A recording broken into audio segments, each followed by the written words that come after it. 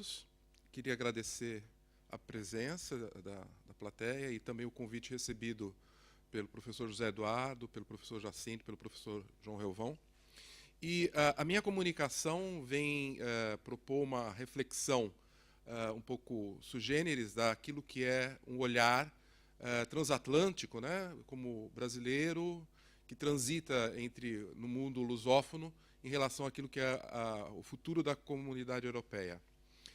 A minha ideia não é trabalhar aqui a ideia de futuro, que, de repente, quando a gente discute futuro, me vem muito a imagem de uma apresentadora de vocês aqui do programa, Maria Helena. Qual é o seu dilema? Coloca as cartas e vamos ver o que pode se delinear, né? No fundo, a minha ideia é pensar um pouco algumas questões que ficam por responder e que vão, na realidade, evoluir em termos de reflexão nos próximos anos, a partir do que se desenhar neste ano ou no próximo ano, com o Brexit, com novas eleições na França, ou coisa que valha. Bem, de onde que eu falo? Eu falo de um Brasil que, nas últimas décadas do século XX, passou por um processo de tentativa de equilíbrio econômico que teve, num dado momento, na década de 90, começo do século XXI, um pseudo-equilíbrio e uma prosperidade onde se criou uma falsa imagem de uma economia forte, pelo menos aos olhos do mundo, e que recebeu, nessas 2, 3 últimas décadas, altos investimentos vindos dos Estados Unidos e principalmente da Europa. Na realidade, para os empresários brasileiros de grande porte, a aproximação com o mercado comum europeu via Portugal era extremamente atrativo por causa da língua, e Portugal passa a ser a porta de entrada daquilo que são as mercadorias brasileiras no contexto europeu, já que o Brasil busca, com seus commodities, um mercado mais amplo para aquilo que produz. O problema passa por algumas questões internas, com relação àquilo que são as defasagens que o Brasil possui em relação em termos produtivos e o que é chamado normalmente na mídia custo Brasil, ou seja, mão de obra, equipamentos, falta de recursos adequados, muitas perdas, um problema logístico grave interno do Brasil, porque cada uma das regiões brasileiras possui acessos para portos ou não de maneira diferenciada, e como o Brasil tem uma dinâmica muito intensa em termos de economia, em várias áreas com produções diferentes, acaba gerando algumas dificuldades, e aquilo que acabou sendo um problema é uma concentração das grandes empresas na região sul-sudeste do país, enquanto o norte e o nordeste, áreas mais carentes, que agora estão recebendo alguns implementos. O que nós atravessamos nesses 3, 4 últimos anos? Uma crise grave, justamente por uma questão de liderança, né? Por uma questão da forma de gerir, ou da maneira de gerir o Estado, ou ter a coisa pública, e acreditar que o modelo carismático, eufórico, seria o mais adequado.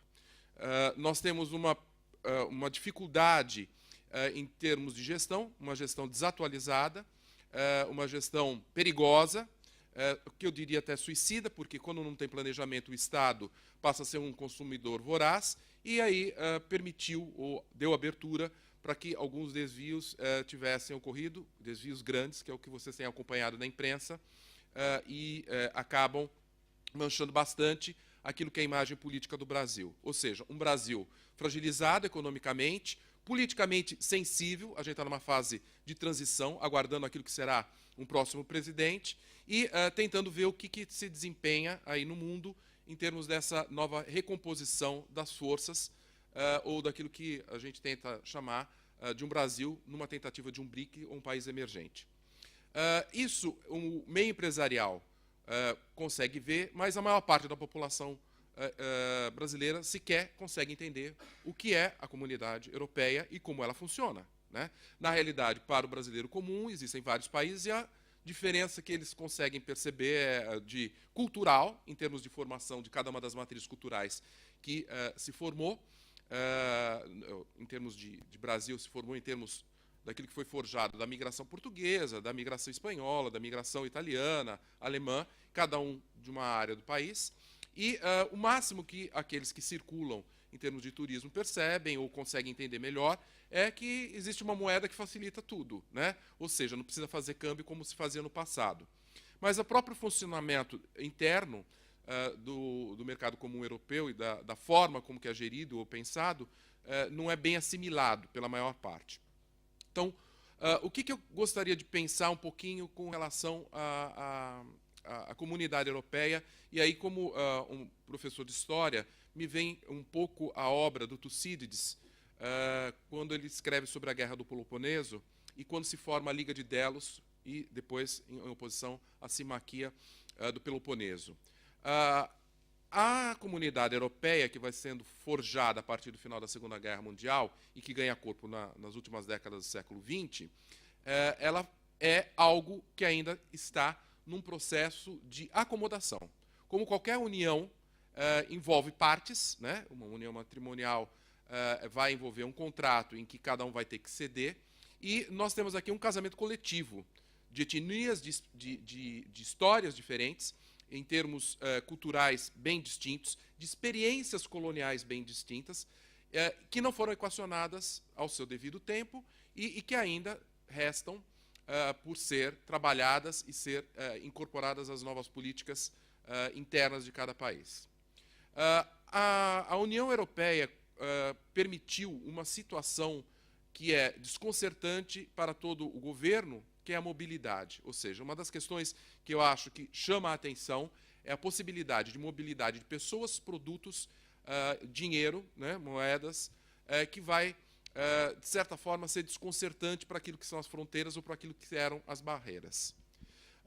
Ocorreu a necessidade de um realinhamento produtivo de cada país e cada país se reinventar em termos de assumir papéis diferenciados, talvez, daquilo que eles tivessem tido no passado. Então, a experiência de Portugal, a gente sentiu um crescimento muito forte naquilo que é a questão da infraestrutura.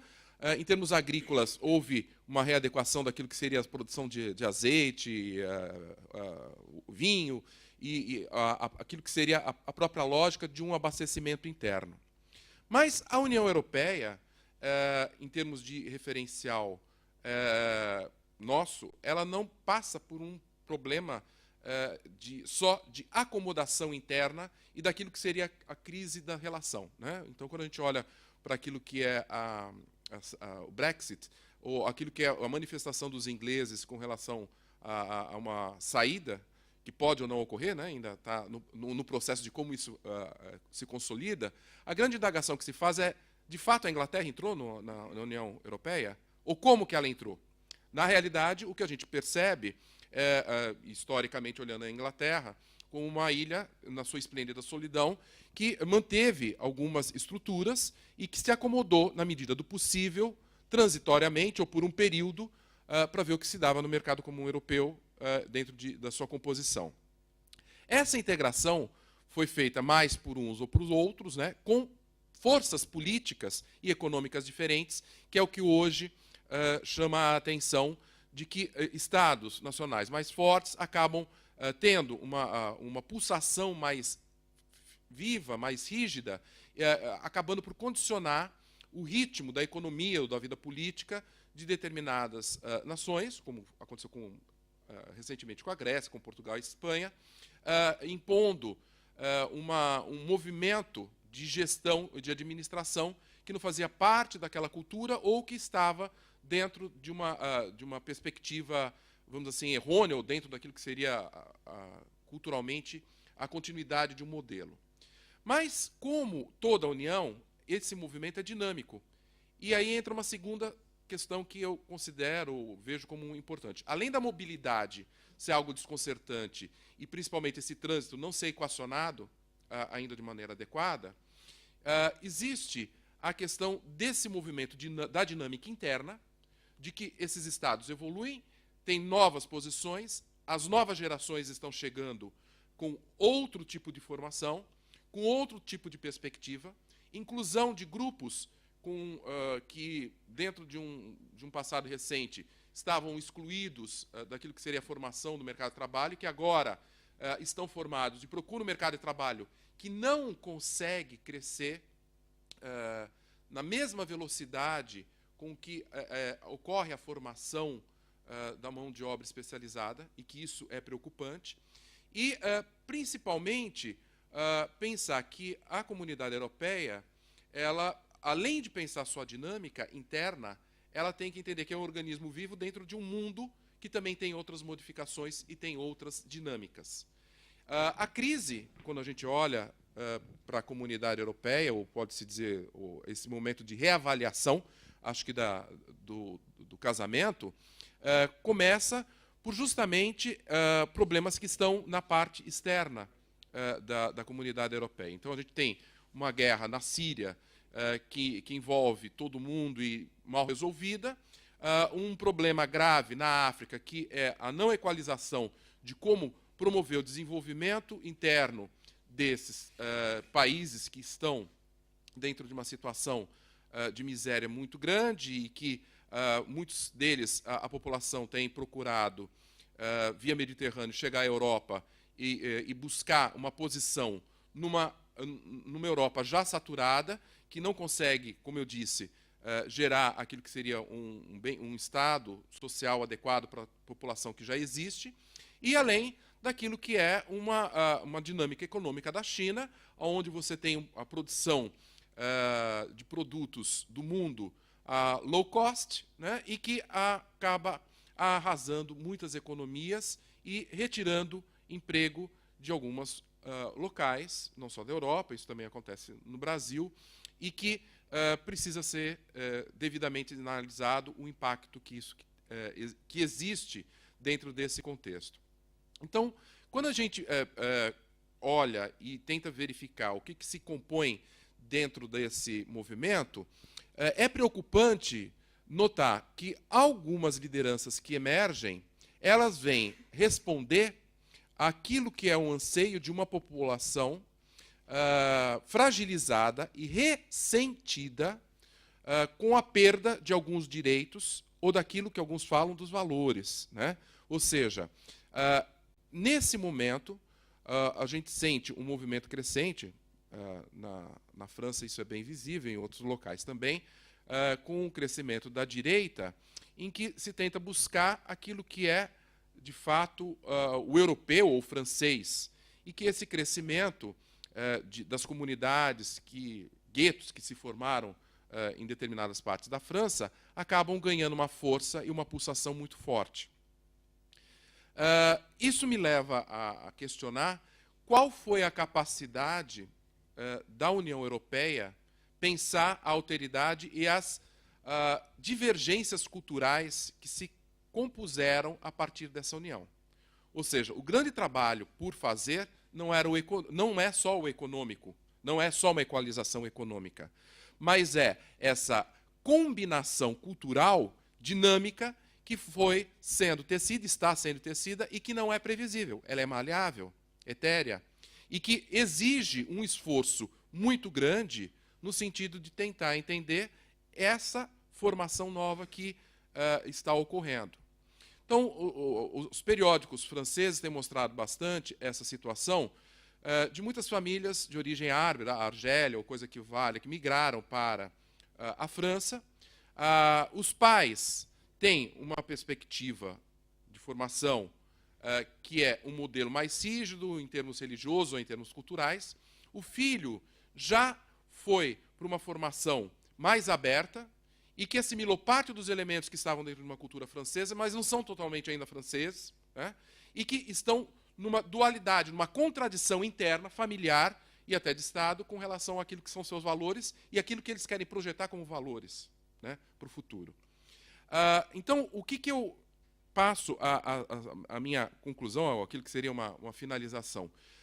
Quais são as propostas que podem levar a comunidade europeia a um apaziguamento ou uma equalização das forças culturais que estão presentes nessa sociedade, né?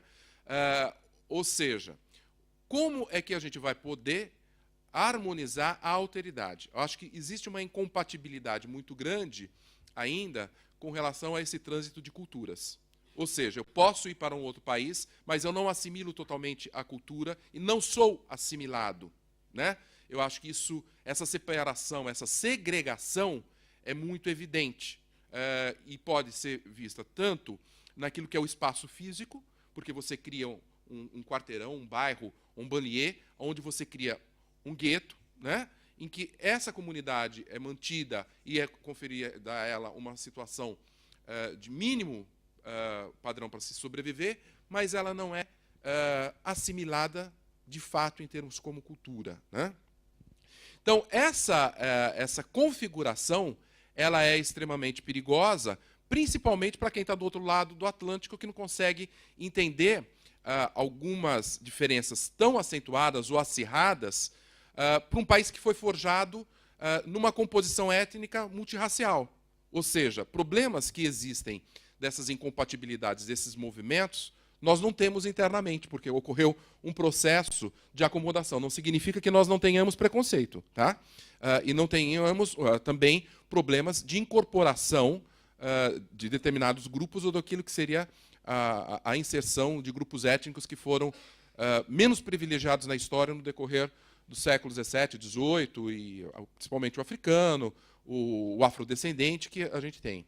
A questão é como lidar com um mercado comum europeu tão estranho, tão plural, e principalmente para aquilo que é o desejo de uma nação em crescimento. E é bom que se diga que a economia brasileira ela não é movida só pelas grandes empresas, que, aliás, estão, na maior parte, em crise, não só pela questão econômica, mas principalmente por aquilo que se cobrou nos últimos anos dos brasileiros, eles serem empreendedores. Então, nós temos uma política de empreendedorismo individual e que hoje tem uma grande barreira, que é saber lidar com a produção de produtos que venham a atender o mercado europeu ou outras partes do mercado. Ou seja, internamente, a gente consegue ter alguns empreendimentos que têm sucesso, né, apesar do fechamento de muitas empresas, mas outros conseguem se readequar a um modelo produtivo de gestão até inovadora e querem alçar voo para áreas diferentes e aí entrar em outros mercados ou outros nichos controlados. Finalizo pensando que a dinâmica da Europa, pulsante e viva, ela vem dessa nova forma de construção da educação da liderança. Ou seja, como a Europa está construindo novos líderes, novas pessoas para poderem guiar aquilo que são os Estados. As velhas lideranças têm estereótipos, têm desvios e talvez atendam a um discurso de uma parte da população um pouquinho mais rançosa, né, ou daquilo que tem valores mais rançosos, ou que vem lá do passado. Como que essa nova liderança será capaz de abrir corações ou abrir espaços para esse movimento de compreensão e de tolerância que, de fato, não ocorre, né? Ou que é difícil ocorrer. É extremamente interessante pensar de como que eu vou tratar esse imigrante dentro do contexto europeu, né? Que eu acho que é uma das questões que abrir ou não as fronteiras e o que vai acontecer com essa possibilidade de abertura ou não. E aí eu acho que o fórum é interessante justamente na hora que a gente vai estar pensando como que essas elites estão forjando novas lideranças que reproduzem ou não esse modelo ou esse sistema. Será que a gente vai ter uma Europa mais igualitária? Ela está construindo uma estrada para a consolidação desse modelo de igualdade? Ou ela está aprofundando as diferenças que existem? É isso. Obrigado.